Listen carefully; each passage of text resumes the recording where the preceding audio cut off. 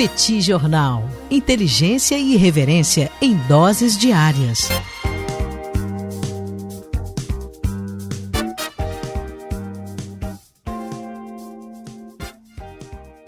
Olá, gente. Bem-vindos, bem-vindas ao Petit Jornal. Esse é o bate-papo número 1021. Estamos gravando numa live no YouTube do Petit Jornal. São exatamente 17 horas e 22 minutos da quinta-feira, 12 de fevereiro de 2026. Cá está a dupla de costume, a dupla que você conhece de cor. Tanguy, o Bagdadi animado, contente, preparado, revigorado, resiliente, retumbante, descansado, tarifado e preocupado. Segue muito preocupado o professor Bagdadi com os múltiplos temas internacionais dos últimos meses. Temos também Daniel Souza, que é esse que vos fala. Ao longo dos próximos minutos, vamos repercutir os principais acontecimentos internacionais das últimas horas. Como vai, professor Bagdadi? Tudo bem? Vamos a isso? Tudo bem, Daniel Souza? Vamos lá para esse bate-papo 1021, que é o último bate-papo antes do Carnaval. E em condições normais, a gente só volta a ter bate-papo na quarta-feira de cinzas. Então, segunda e terça, que normalmente a gente teria episódio, lá na segunda-feira a gente teria inclusive 2, respeitando a folia, né, Daniel, dos nossos ouvintes e tal. A real é que Daniel não aceitou gravar porque ele quer ir pra folia, tá, gente? Daniel tipo, tem uma pesada agenda de blocos aí pra sair. Ele vira a noite vendo escola de samba. Pô, vocês conhecem o Daniel Souza. Então, ele não vai se encontrar com energia suficiente pra gravar. Então a gente só volta a gravar na quarta-feira. Não é isso, Daniel? Tô errado?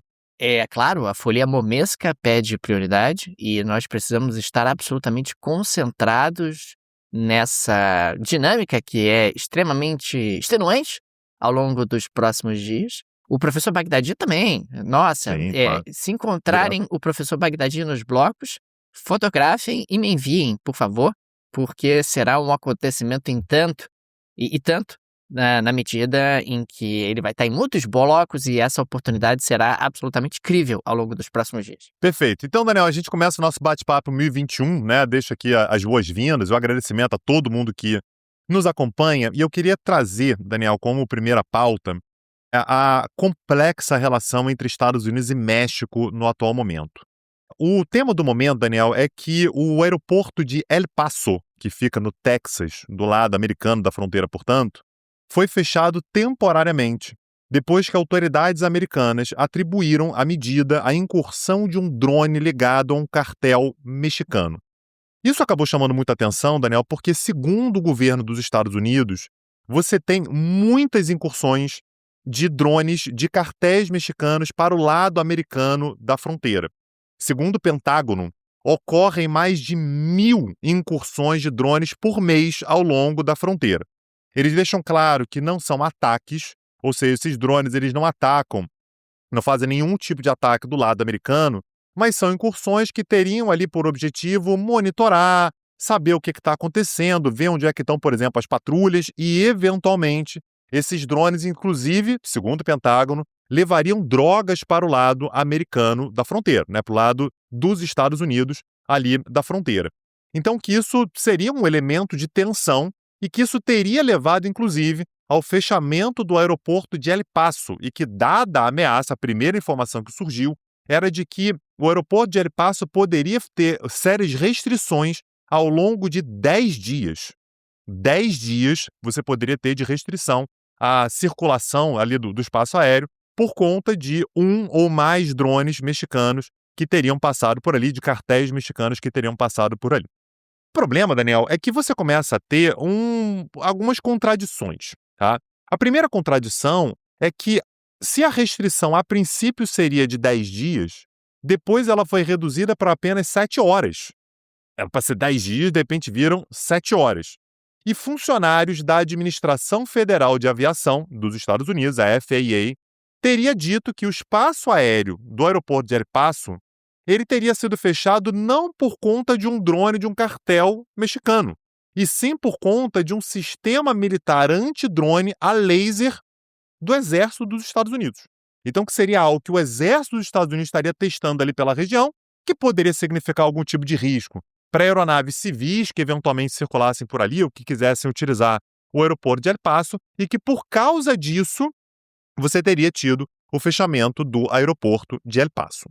A gente fica com a dúvida, portanto, Daniel, sobre se, de fato, esse número, que é um número realmente impressionante, que o Pentágono levanta, de que há 1.000 incursões de drones por mês de cartéis mexicanos em território dos Estados Unidos, se é um número real ou não. Isso, de fato, está acontecendo, ao mesmo tempo em que você tem os Estados Unidos começando a dizer, aliás, isso não é de agora, o governo Trump está falando sobre isso há bastante tempo, que é os cartéis mexicanos são terroristas, os cartéis mexicanos são uma ameaça à segurança nacional, o que parece ser uma preparação para eventualmente justificar algum tipo de ação militar contra cartéis do outro lado da fronteira. Obviamente, Daniel, a presidente mexicana, Claudia Sheinbaum, alertou que qualquer ação militar unilateral em território americano seria uma grave violação da soberania e ultrapassaria uma linha vermelha, que não deve ser ultrapassada. Ela, inclusive, lembrou a Guerra Mexicana-Americana, de 1846 a 1848, quando o México perdeu metade do seu território. Aliás, eu falei que o Texas aqui é território dos Estados Unidos. A gente fica na dúvida, né, Daniel? Estados Unidos da América ou Estados Unidos mexicanos, né? É importante lembrar que o Texas, até outro dia aí, era território mexicano e foi perdido exatamente nessa guerra. Então, o ponto, Daniel, é que os Estados Unidos estão dizendo que tem um monte de drone mexicano passando por lado de lá da fronteira e que isso é uma grande ameaça, só que isso não está parando de pé, porque tem gente nos próprios Estados Unidos, inclusive na administração federal, dizendo que não, isso aí não é drone americano, não é drone mexicano, não. Isso aqui é um sistema do próprio exército americano que levou esse fechamento e não vai ser de 10 dias, vai ser de 7 horas. Então, há um clima, Daniel, de que talvez isso possa ser a preparação de um terreno para viabilizar discursivamente a possibilidade de ações militares dos Estados Unidos contra cartéis mexicanos, o que não seria uma novidade no discurso de Donald Trump. Trump está falando sobre isso há bastante tempo, ele está preparando esse terreno há bastante tempo, então a gente vai ter que acompanhar, Daniel, e obviamente quem está muito preocupado com isso é o México. A Claudia Sheinbaum está com os olhos abertos para tentar imaginar como é que isso pode evoluir daqui para frente. E, naturalmente, a gente vai acompanhar aqui no Petit Jornal, Daniel. É claro que, eventualmente, os cartéis mexicanos poderiam estar tentando algum tipo de monitoramento, afinal, eles são bastante poderosos e acabam ganhando muito dinheiro nesse transporte de cocaína pela fronteira entre México e Estados Unidos. Mas, ao mesmo tempo, seria uma provocação, né, desses cartéis ao governo dos Estados Unidos. Não sei até que ponto realmente eles levariam adiante esse tipo de estratégia. Agora, Tanguy, avançando para a próxima pauta, eu quero registrar que a Câmara dos Deputados dos Estados Unidos continua na sua ofensiva contra as tarifas de Donald Trump. Nós chegamos a trazer uma pauta aqui no episódio anterior e nós temos agora um novo movimento nesse sentido. A Câmara votou e aprovou por 219 a 211 encerrar o uso da emergência nacional como base legal das tarifas contra o Canadá e também limitar o poder do Poder Executivo de manter medidas comerciais punitivas nesse caso. Não é uma derrubada automática às tarifas, essa proposta ainda vai ao Senado, provavelmente será vetada pelo Donald Trump e tem pouca chance de uma maioria qualificada para derrubar o veto. Entretanto, acaba sendo um movimento muito claro. Você tem uma Câmara dos Deputados com uma maioria republicana e agora nós temos uma dissidência interna com aderência, inclusive, à pressão de setores empresariais nos Estados Unidos que estão incomodados com o custo das tarifas, também aderência ao pleito dos consumidores americanos que têm pago por produtos mais caros por conta dessas tarifas. O Trump, ele tem sempre dito que as tarifas contribuíram para a redução do déficit comercial e que aumentaram as bolsas, valorizaram a bolsa de valores e que as tarifas são um instrumento de segurança econômica. Entretanto, quando a gente olha para o déficit comercial depende de múltiplos fatores, questões relacionadas a câmbio, crescimento econômico, a própria integração dos Estados Unidos em cadeias globais de valor. No que diz respeito a bolsas de valores, nós observamos que isso se deve principalmente no segmento de inteligência artificial, quer dizer, está muito concentrada essa valorização na inteligência artificial, não é exatamente uma valorização gerada pelas tarifas do Trump. E Consequentemente, você tem aí outros elementos que podem explicar esses fenômenos que o Trump coloca nas tarifas. E reduzir o déficit comercial, Tagui, não necessariamente é bom. Às vezes, reduzir o déficit comercial significa que a sua indústria está importando menos insumos, que os seus consumidores estão consumindo menos, que a sua economia está menos integrada às cadeias globais de valor. Não existe necessariamente essa correlação direta que muitas vezes o Trump tenta construir. E tem muita gente incomodada também com o fato de ser o Canadá. Poxa vida, nós estamos tratando o Canadá como um competidor estratégico, nós temos que tratar o Canadá como um aliado histórico, uma economia profundamente integrada conosco, com cadeias particularmente automotivas e energéticas super interligadas. E me parece incontornável olhar para isso e dizer, bom, o Canadá talvez seja o primeiro teste. Se você consegue reverter as tarifas em relação ao Canadá, pode ser que você comece a reverter tarifas contra outros países. E existe aí, Tanguy, um enorme desconforto dentro do Partido Republicano, não é de hoje, mas esse desconforto está começando a vir a público, ele está começando a ver a luz do dia. Os republicanos, historicamente, não são protecionistas. Imagina, pessoas que estão no Partido Republicano há décadas, e você tem vários congressistas nos Estados Unidos que estão no Partido Republicano há décadas, a vida toda defenderam o livre comércio com Reagan, defenderam o livre comércio com Bush pai, Bush filho, e agora estão defendendo tarifas. Quer dizer, isso gera um certo curto-circuito, né, nesse pessoal, por conta justamente dessa defesa de valores que eles sempre defenderam. E não é só isso, você teve também recentemente a situação em Minnesota, aí você vê o governo americano criticando um cidadão americano que estava armado e acabou sendo executado por agentes do ICE. E aí surge uma justificativa de crítica ao fato do cara estar armado sempre você defendeu o armamento. Você começa a ter muitas ranhuras no discurso tradicional dos republicanos dentro do governo Donald Trump. Soma-se a isso um governo Donald Trump que começa a perder popularidade, começa a perder tração, e eleições, midterms, que vem em 2026. O Congresso dos Estados Unidos, mais especificamente a Câmara dos Deputados, é totalmente renovado nessas midterms. Um deputado americano, ele tem mandatos de apenas 2 anos, e ele está muito preocupado com o impacto sobre a vida das pessoas, sobre o bolso dos americanos, o que as tarifas vêm causando. E me parece que existe já aí um ensaio de que, olha, Trump, tá dando errado, né? Essa questão das tarifas, pelo menos não está sendo da maneira que você nos prometeu, e o impacto sobre as pessoas comuns, sobre o bolso das pessoas comuns, tem sido efetivo, e isso é ruim para a minha popularidade. Eu quero me reeleger nas midterms que estão vindo aí. Nem era difícil saber, né, Daniel? Convenhamos que as tarifas estão gerando inflação, estão gerando problema. Pô, pelo amor de Deus, né, gente? Todo mundo sabia disso, você só não realizou se você não quis, ou se você não procurou minimamente saber. Então, enfim, isso provavelmente vai ditar aí uma boa parte do debate das midterms agora. Está em qualquer manual de economia internacional, Tanguy. Tarifas geram inflação. O produto importado passa a entrar pelo preço internacional mais as tarifas.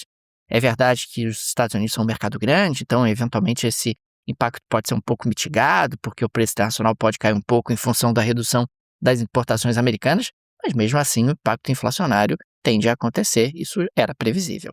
Daniel, eu queria dar um recado aqui para os nossos ouvintes de uma super oportunidade da Alura, a maior escola de tecnologia do Brasil. Daniel Souza, se você fizer a matrícula na Alura agora, você pode ter um desconto de até R$2.000. Até R$2.000. Só não perde tempo, porque esse desconto ele vem por tempo limitadíssimo antes da mudança de preço, né? Então essa é a última chance, são os últimos dias, e é uma forma maravilhosa, né, de você ter um acesso super privilegiado a uma escola de tecnologia que te permite entrar na área da tecnologia, se você ainda não estiver nela. Poxa, eu quero saber mais sobre tecnologia. Não importa a área na qual você trabalha, não importa sua formação, não importa a sua idade. A tecnologia, ela é importante para você, ela será cada vez mais importante para você.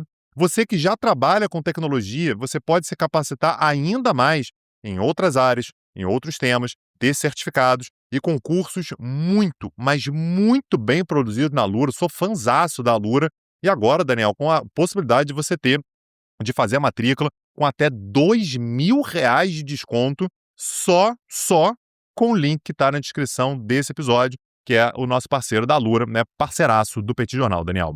Imperdível, gente. A Alura é a maior escola de tecnologia do Brasil, tem uma super plataforma, tanto na versão para smartphone quanto na versão para laptop. Vai lá, conheça o trabalho da Alura, tem muitos cursos nos mais diferentes temas da seara tecnológica, para os mais diferentes níveis de conhecimento. Tenho certeza que vocês vão gostar. Link no descritivo desse episódio, condições especialíssimas para os amigos e amigas do Petit Jornal. Daniel, eu queria falar um pouquinho sobre a Venezuela. Nos últimos dias eu disse aqui, eu trouxe aqui no Petit Jornal, no bate-papo, que havia expectativa de ser votado de forma final, a última votação pelo parlamento venezuelano da lei de anistia. Então essa lei de anistia, ela anistiaria pessoas que estavam presas, teoricamente, por crimes políticos. E aí eu achei maravilhoso, Daniel, porque o texto que foi aprovado de forma unânime na primeira votação abrange acusados de traição à pátria, terrorismo e incitação ao ódio, Daniel. Você foi preso por terrorismo aí, anistia pra você, vai ser anistiado e tal. E aí, segundo o governo, inclusive, eles têm a dizer que não é exatamente preso político e tal, que é apenas um terrorismozinho e tudo. E havia expectativa de votação hoje, na verdade, da segunda votação hoje, para aprovação final. E aqui trazer uma super atualização, eu estou falando isso aqui, são exatamente 17h38 da quinta-feira, 12 de fevereiro. Faz 20 minutos que saiu a informação, a gente já estava gravando, inclusive, faz 20 minutos que saiu a informação de que essa votação foi adiada, porque você teve ali alguns debates que ainda tem que acontecer, que não estavam plenamente fechados com relação a alguns artigos dessa anistia. Agora, obviamente, Daniel, essa anistia, ela é uma sinalização para os Estados Unidos. Ela beneficiaria ali centenas de presos que foram presos, entre 1999 e o início agora de 2026, ou seja, você pega exatamente ali o período de Hugo Chávez e Nicolás Maduro, O Chávez ascendeu ao poder na Venezuela em 1999, mas há uma desconfiança, Daniel, de que essa anistia possa se estender a membros do governo. Vamos dar uma anistia. Esse rapaz aqui está sendo acusado porque agiu dessa ou daquela maneira, na repressão e tal. Anistia para ele também. Então você vai dar anistia para quem foi considerado preso político, e você vai dar anistia também para quem foi considerado, eventualmente, um executor de ações repressivas por parte do governo venezuelano. Não está claro ainda como é que vai ser exatamente o desenho dessa anistia. Deveria ficar pronto hoje, mas acabou sendo adiado mais uma vez. Tudo isso no dia, Daniel, em que a presidente interina da Venezuela, Delcy Rodrigues, ela deu uma entrevista à NBC News dizendo que o Nicolás Maduro continua sendo a autoridade legítima do país. Como eu disse, a Venezuela ela está entre a cruz e a espada. Ela, ao mesmo tempo, ela tem que ter uma boa relação com os Estados Unidos, enquanto ela não pode perder a sua base chavista. Então ela avança com um projeto de anistia, ao mesmo tempo em que ela diz que Nicolás Maduro e Cília Flores, a mulher dele, são inocentes, foram presos de forma ilegal e Nicolás Maduro segue sendo o único presidente legítimo. Eu estou aqui para segurar o cargo, mas o presidente legítimo é Nicolás Maduro, e que ela foi convidada para ir aos Estados Unidos e está considerando a possibilidade. Não sabe ainda se vai, se não vai e tal, mas existe a possibilidade de Delcy Rodrigues ir para os Estados Unidos em breve. E para mostrar, Daniel, como é que o governo venezuelano de fato está tendo que se equilibrar entre esses dois polos, o chavismo e os Estados Unidos, no dia de hoje, quem estava na Venezuela era o Chris Wright, que é o secretário de Energia dos Estados Unidos. Estava em visita oficial a Caracas para estruturar um plano de revitalização do setor petrolífero venezuelano, com foco em atração de investimentos dos Estados Unidos. Daniel Souza, capotou tudo aqui.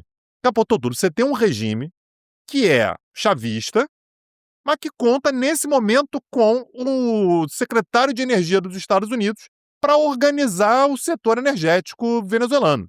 Então, a situação venezuelana é muito confusa nesse momento, Daniel? Desde que Maduro foi capturado, levado para os Estados Unidos, é uma situação realmente muito confusa, e a Delcy Rodrigues, Daniel, deve estar à base de calmantes, porque não é nada fácil tentar manter minimamente um governo funcionando numa situação como essa, Daniel. E a gente sabe que o importante é manter o poder, né, Tanguy? Não importa a cor da ideologia, não importa qual é o contexto, o poder é o que importa.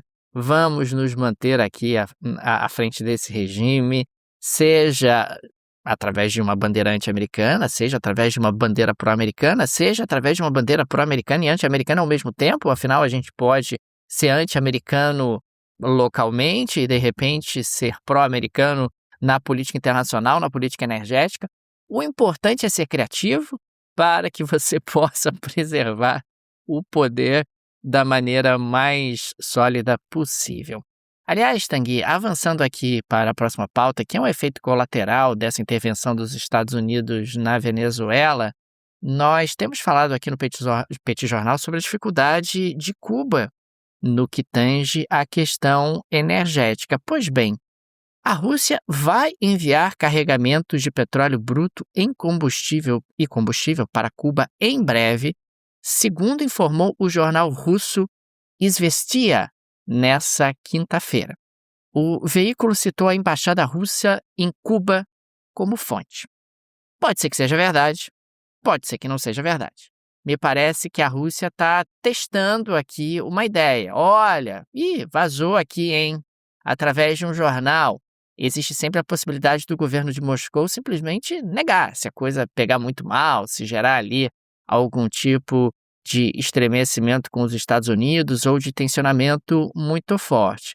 Mas, se a resposta não for duríssima, a gente também pode estar, quem sabe, enviando carregamentos de petróleo para Cuba, combustível para Cuba, porque, afinal, Cuba é Cuba, né? Tem ali uma vinculação com o imaginário anti-americano, com uma vinculação também em relação aos russos já há muito tempo.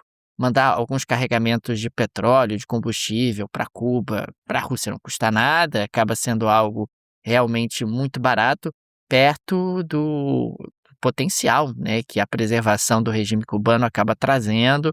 Você tem ali um elemento de incômodo em relação aos Estados Unidos. Me parece que a Rússia está testando. É um momento complexo, o relacionamento entre Rússia e Estados Unidos nesse momento, existem aí sinalizações de tentativa de uma certa distensão, de uma certa aproximação, mas se você puder preservar o regime cubano, né, para a Rússia é melhor, né? O regime cubano ficando ali próximo aos Estados Unidos, sendo ali um pezinho da Rússia nos Estados Unidos é muito melhor.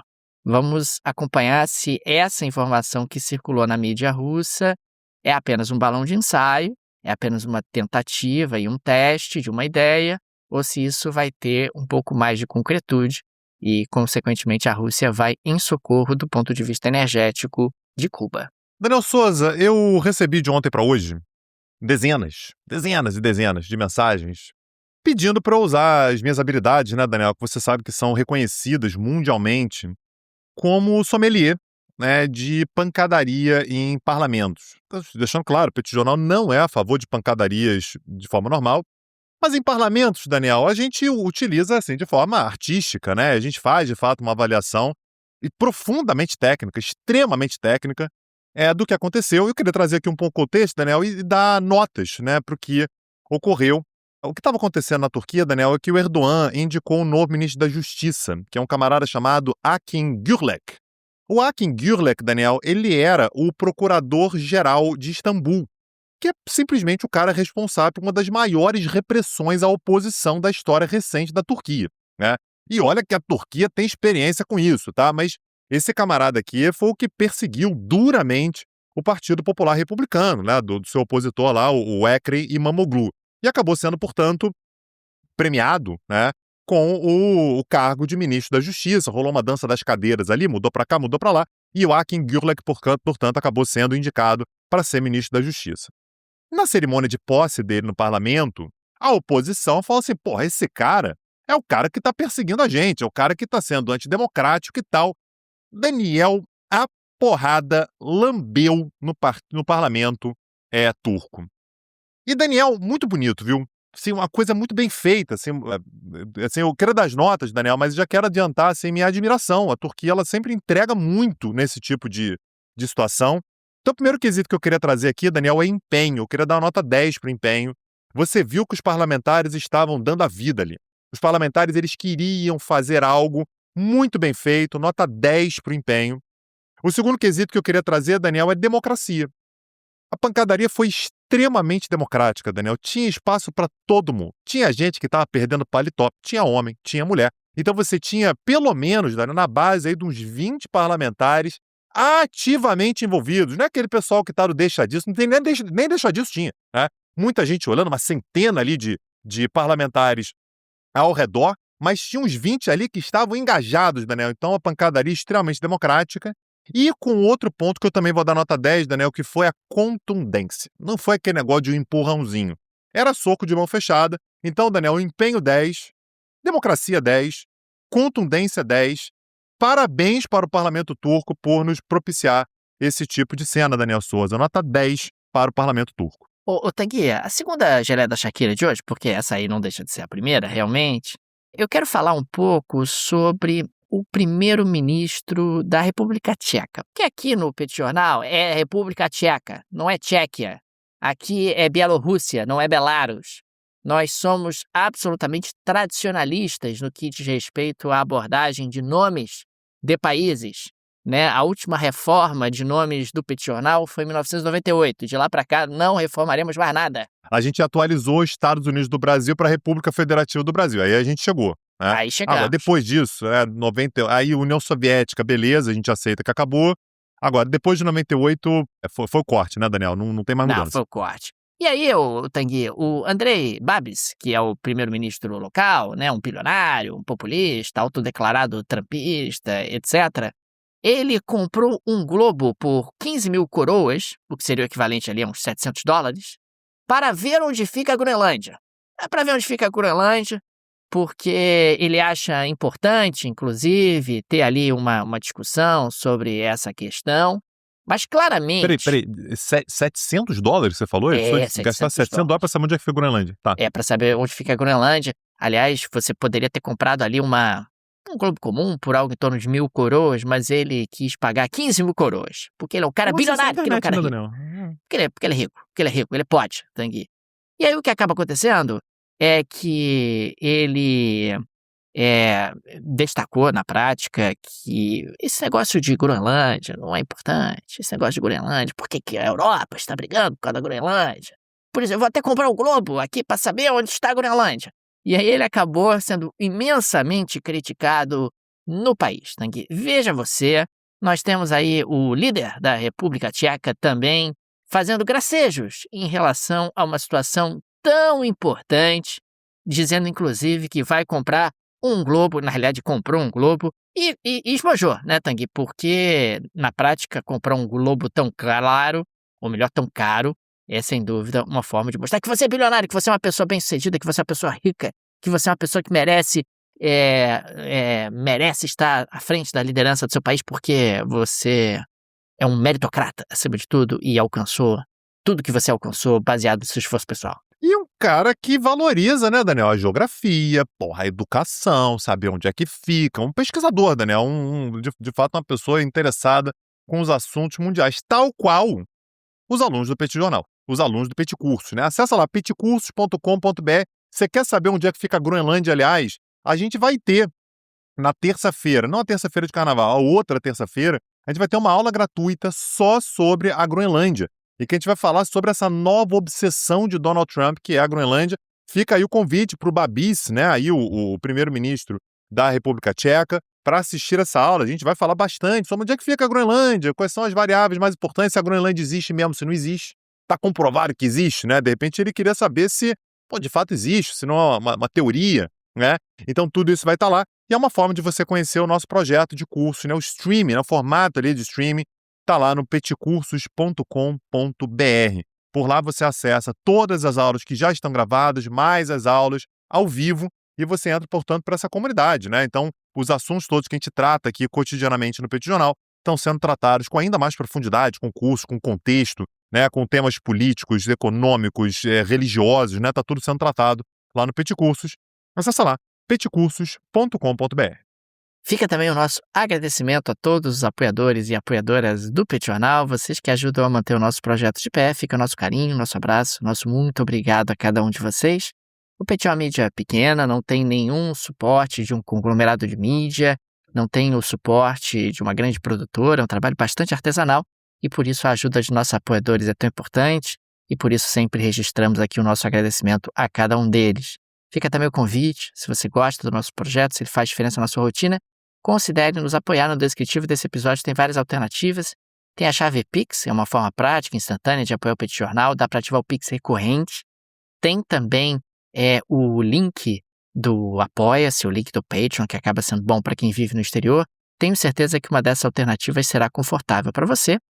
E amanhã teremos o Pet Invest, mas bate-papo agora só na quarta-feira de cinzas, se tudo der certo. Perfeito. Daniel Souza, então amanhã estamos de volta, Pet Invest, quarta-feira de cinzas, mais um bate-papo. Nos vemos, um abraço e até a próxima. Valeu! Tchau, tchau. Petit Jornal. Inteligência e irreverência em doses diárias. Acesse www.petitjornal.com.br.